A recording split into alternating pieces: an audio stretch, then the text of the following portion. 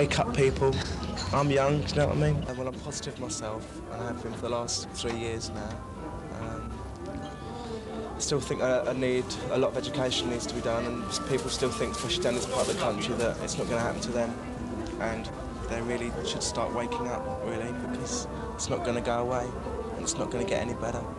How did you find out that you'd actually got the virus? Well, it's back in 1990. I was quite ill in hospital. I had a thing called seroconversion, where your body sort of accepts the virus. It doesn't actually happen to everybody, but you come out with like rashes, spots, diarrhea, piles, everything.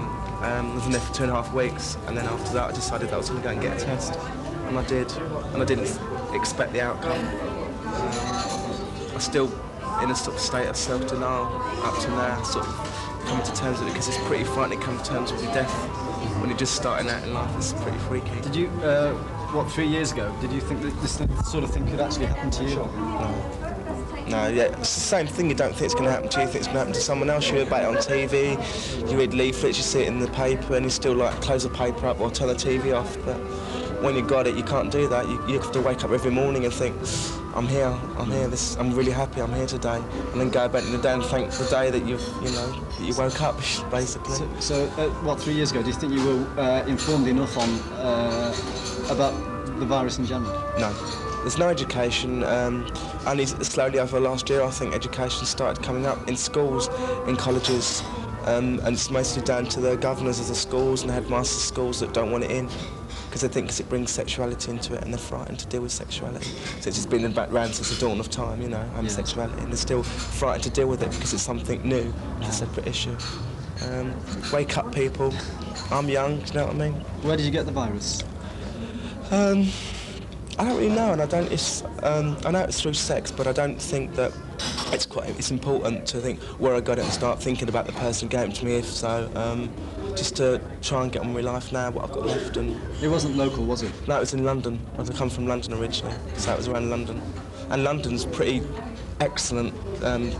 All the different centres I've got around London, all the help and advice, support is excellent. It just needs to get down here now, you know. How do you think you were treated by people that know you got the virus? When I lived in London, I had my own council flat, and I got to know a few people, and I got a bit friendly with them. And that was a silly thing to do, because I getting bricks thrown from my windows, and I got broken into about 6 times. So the council had to move me somewhere else, which was even worse, because it was like a prison then. And that's when I came down here. So you're living in Plymouth now? No, I'm living in Taunton. Ah, right. And what's the attitude like around there? Very small-minded. It's the same sort of thing. It's the same sort of thing as up there, but you got to do it. You have to keep speaking out, otherwise nothing's going to get done about it.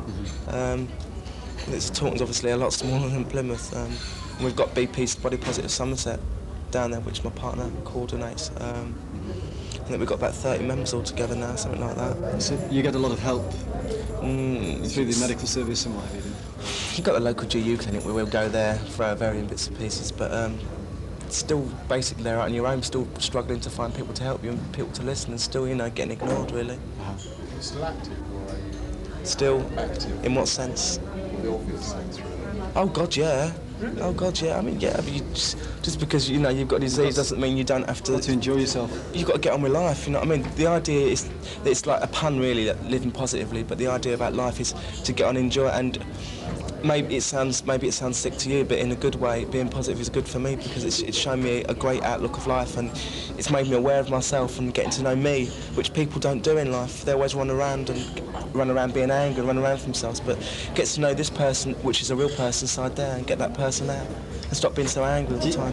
Is there any clubs, skate clubs, or any clubs or anything in Taunton? Nothing in Somerset whatsoever. So you don't know a lot of people really that well, I was wondering if you went to the clubs, do you think that a lot of people are still going around blind to the fact that they could actually catch HIV or pass the HIV virus? I think people still think that it's not their problem, it's someone else's problem, and people like to shift blame. Everyone likes to do that. It's really easy to shift it onto someone else, so people still think they can go around doing it. Yeah. But, you know, I thought the same thing when I was 20. I thought it was okay to do that. I saw leaflets in pubs, but, you know, I didn't really want to read them. Mm-hmm. But I know now, and other people have got to know now, you know. Being young doesn't make you immune to HIV. Yeah. You know? Do you get ill often with it, or? Luckily, cross fingers, I haven't had nothing yet. But you know, you never know. It can happen very quickly and very fast, and it can come. And I've got friends who have got PCP, which is pneumonia. I've had friends who've got KS, which is I can't even say it. It's a sort of a skin cancer, lesions and that on the skin. Cross fingers, but every time you get something come up that you don't know and you've never seen before, you panic. Yeah. Straight to the hospital. I've got this. What is this? You know, you sort of like know more than they do. Yeah. Because you're living with it, and they're sort of like trying to treat you the best way they know, but then, you know. Thanks very much. That's all right. Okay. Cheers.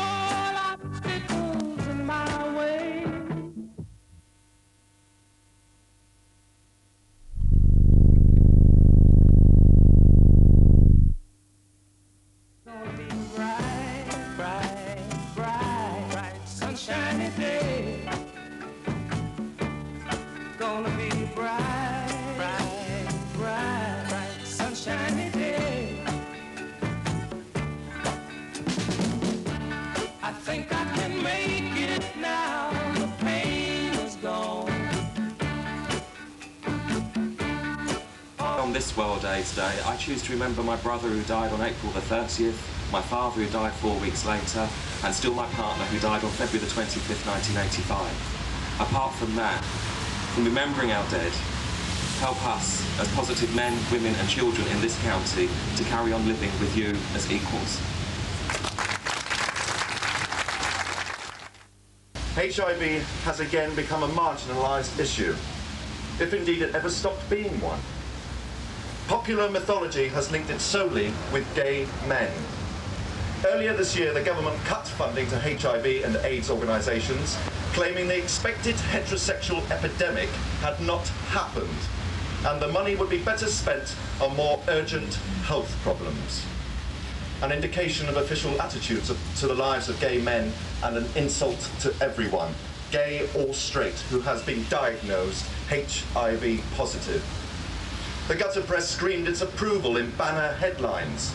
Journalistic homophobia rose to new heights. Misinformation and prejudice poured from newspapers and television.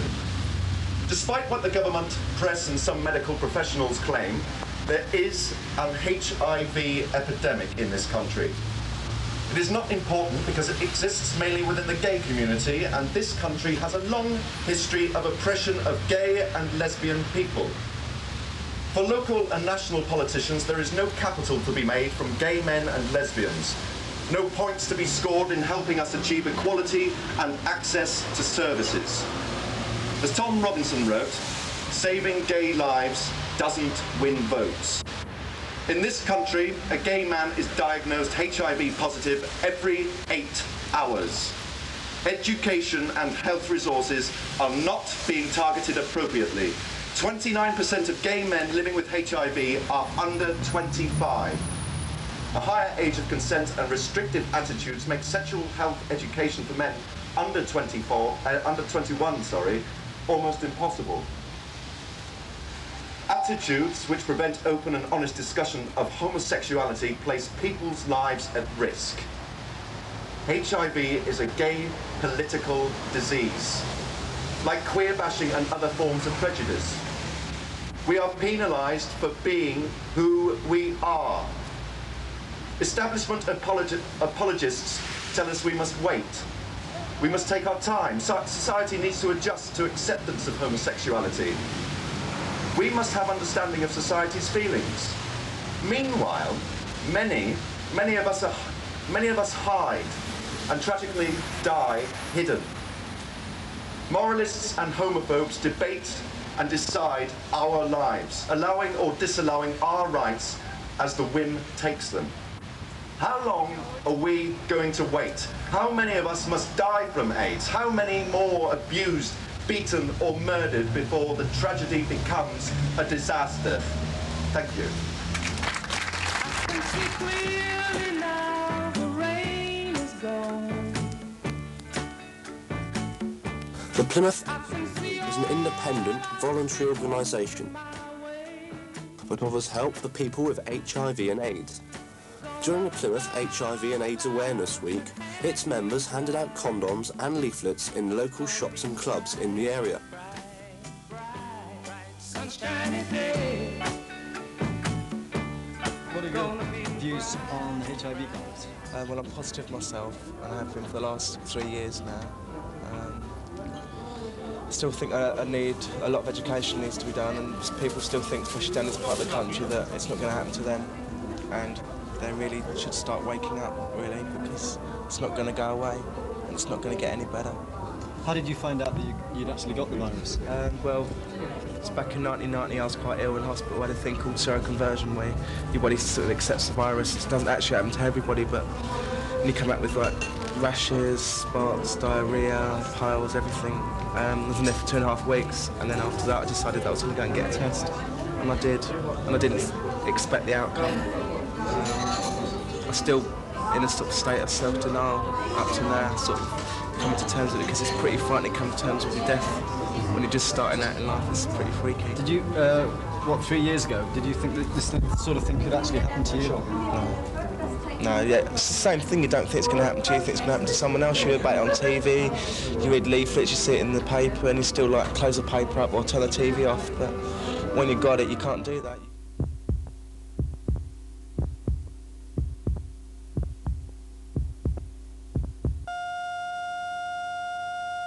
Wake up, people. I'm young, do you know what I mean?